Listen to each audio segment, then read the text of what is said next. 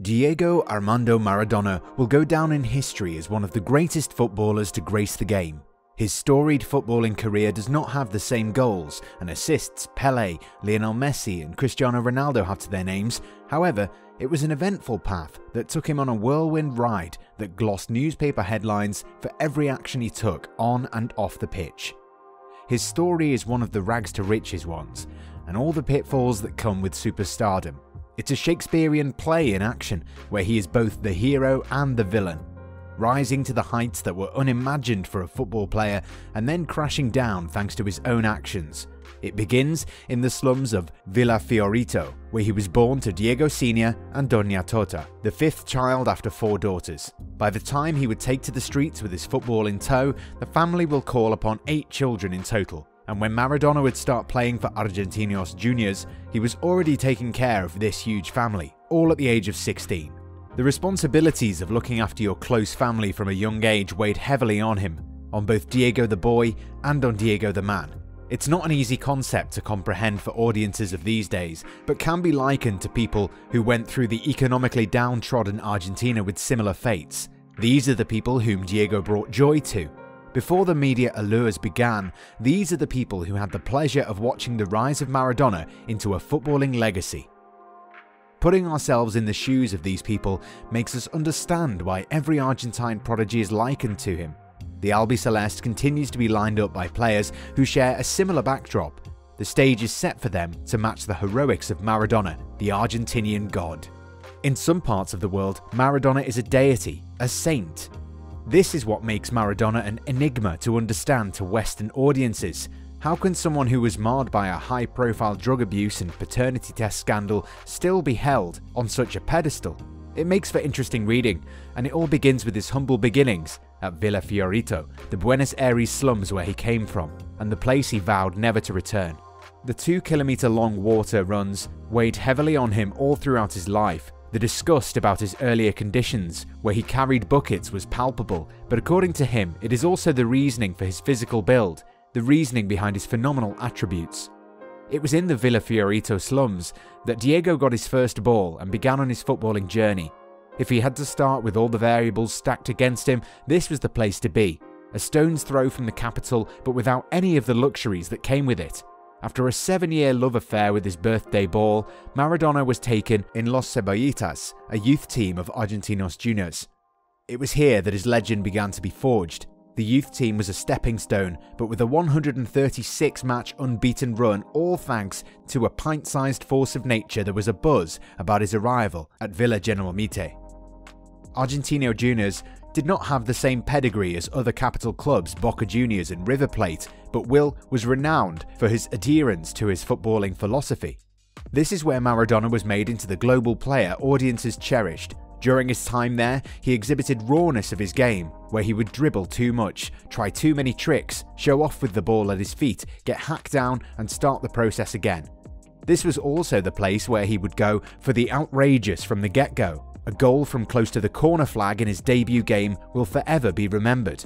But before first team minutes were seized before turning 16, Maradona was the designated crowd pleaser during the stoppage. A young Diego would stroll down the middle of the pitch with the ball in his hand and begin showcasing his array of tricks. Old Argentinos fans remember how the ball never touched the ground as the petite youngster went through his arsenal of tricks.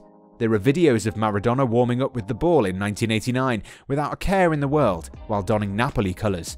Gary Lineker commented that after watching the god effortlessly make the ball dance to his commands, the whole Barcelona squad tried to replicate it in training. No one in the Catalan team's squad managed to have more than 3 repetitions to their claim. As we know now, trickery and ball control in isolation gives a player nothing, but together they become a troubling duo. Maradona had this in his bag even before he took his first steps on the pitch as a professional. Search for videos of Maradona in a red jersey. They will be grainy old videos where it's difficult to make out who is who, but one man will stand tall. The ball will be obeying all his commands. He will be flying in between players, the ball following his gaze, and before you know it, the realization will come. Maradona would spend 5 years at the club, and it was enough to get the stadium named in his honor, Estadio Diego Armando Maradona. The god from Villa Fiorito did not win anything with his boyhood club. Argentinos Juniors were not a club built to win trophies but to entertain the crowds that gathered there. With the God in their lineup, entertain they did.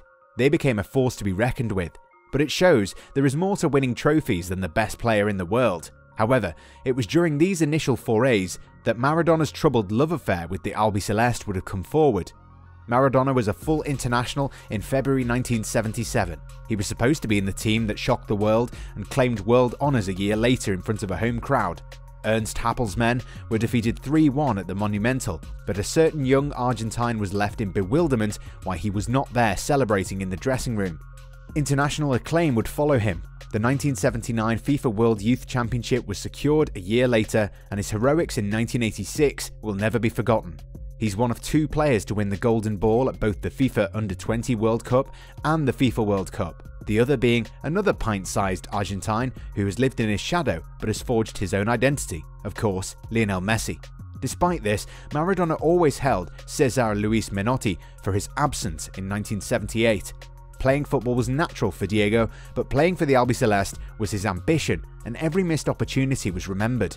It was one of the reasons why he wanted to leave Barcelona after 2 years. The Catalans put up unnecessary roadblocks in his way to playing for Argentina, and he'd had enough after 2 injury-marred seasons at the Camp Nou.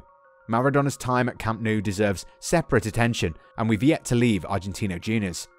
In the 5 years at his boyhood club, Maradona made 166 appearances, hitting the back of the net 116 times while laying down countless assists. The club's fortunes were changed with the packed stadiums and lucrative friendly games. However, it was not enough to keep hold of the most gifted player in the world. There were European powerhouses that wanted to bring him to the old continent. He had to prove himself in the Spanish and Italian leagues to truly take the crown of world's best. However, to let such a talent depart at such a young age was not going to be possible. The Argentinian government had to intervene and place an embargo on his departure. Maradona would play in the Primera División until he reaches 22. It did not stop transfer rumblings, and River Plate came to take him away. This is where the one begins to see Diego take a backseat and Maradona come to the front. The shy kid always wanted to play at the Bombonera in Boca colours. A transfer to their sworn enemies across the city's divide would forever alienate him to the crowds that had a similar background to his, crowds that came from the same slums as him. Playing for Los Millonarios was out of the question, even when they came with an open checkbook and told him they would make him the best paid player at the club. Maradona didn't budge from his desire. The footballing prodigy told Argentinos that if they want to let him go, he will only sign for Boca Juniors and no one else. The advances from River Plate were rebuffed by Boca, came in a quandary on their own. Everyone wants to have the best player on the planet, but can they afford him? The costs outweighed the benefits. In the end, a Primera División $4 million were paid for his services, the record at that time. This did not sit well with the Boca manager Silvio Marzolini, who also had to let several promising players join Argentinos. The year in Boca colours was impressive. In his sole year at the Bombonera, Maradona scored 28 goals in 40 appearances. To help the club pay for his exorbitant transfer fee, he played in over 30 more lucrative friendly fixtures. Just like the red in Argentinos' jersey, the blue of Boca suited him. Diego gave a good account of his abilities, scoring and entertaining the crowds. In the Super Clásico against River Plate at La Bombonera, he finished with a goal to his name. He dribbled past Alberto Tarantini and Filol to get on the scoreboard. When the season came to an end, Diego still had an off-colour relationship with Marzolini. Still, it was one which gave Maradona the Argentine League title, his only one from the time played in his native lands. More success awaited Maradona in Catalonia and in Napoli. He would make a claim to successive world record transfer fees. $7.6 million took him to the Camp Nou, and a couple of years later, $10.48 million was enough to enamor him to the San Paulo faithful. 3 pieces of silverware were gathered in Barcelona colours, where he was marred by career-threatening injuries. Despite this, he became the first Blaugrana player to get a standing ovation at the Santiago Bernabeu faithful. It was justified for his antics. After rounding off the goalkeeper Augustin, he stopped in his tracks, rendering the sliding tackle by Juan José useless before effortlessly slotting into the open net. The Barcelona presidency, like the recently ousted one at Camp Nou, did not appreciate the best player on the planet. With Maradona more headstrong than Messi, the parting of ways was inevitably bitter.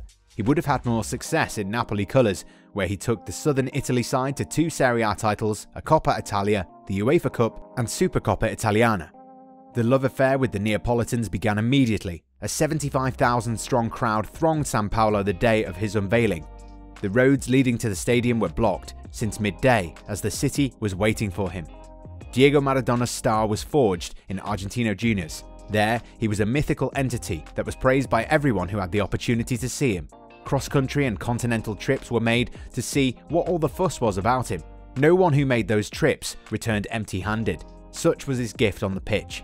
If a 5-minute clip of Maradona having his way with the ball has been viewed 22 million times on YouTube, one can imagine how 90 minutes on the pitch with him would be like. Lobo Carrasco played with the Argentine in Barcelona and best summed him up. He had complete mastery of the ball. When Maradona ran with the ball or dribbled through the defence, he seemed to have the ball tied to his boots. I remember our early training sessions with him. The rest of the team were so amazed that they just stood and watched him. We all thought ourselves privileged to be witnesses of his genius.